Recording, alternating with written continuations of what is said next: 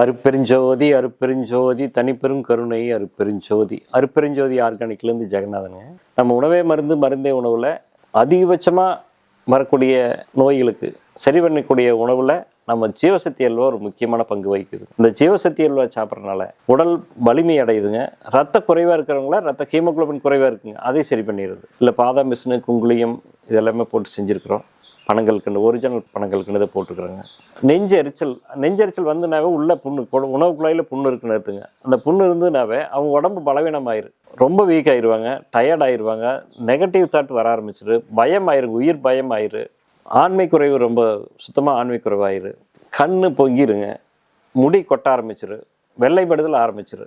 இது எல்லாமே நிறைய காரணங்கள் இருக்குது. இது எல்லாமே சரி பண்ணக்கூடிய அனைத்து விதமான நான் சொன்ன நோய்கள் எல்லாமே சரி பண்ணக்கூடிய உணவு தான் இந்த ஜீவசக்தி அல்வா.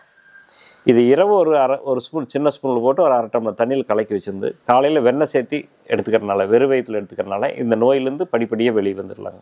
கீழே அதாவது சில பேர்த்துக்கு வாய் வாசம் அடிக்க ஆரம்பிக்கும். அப்போ பார்த்தீங்கன்னா உள்ளே புண்ணு ஆரிச்சுன்னு அர்த்தங்க. அந்த புண்ணு வாய் வரைக்கும் வாயே கொந்தி போயிருக்கு. அந்த மாதிரி இருக்கிறவங்களுக்கு, வாயில் புண்ணு வர்றவங்களுக்கு, நெஞ்செரிச்சல் இருக்கிறவங்களுக்கு எல்லாத்தையுமே சரி பண்ணக்கூடியது இந்த ஜீவசக்தி அல்வா. உடம்புல இருக்கிற ஹீட்டை குறைச்சிருங்க, முழுமையாக ஹீட்டை குறைச்சிருங்க. முடி கொட்டுதா, இதையும் சாப்பிட்லாங்க.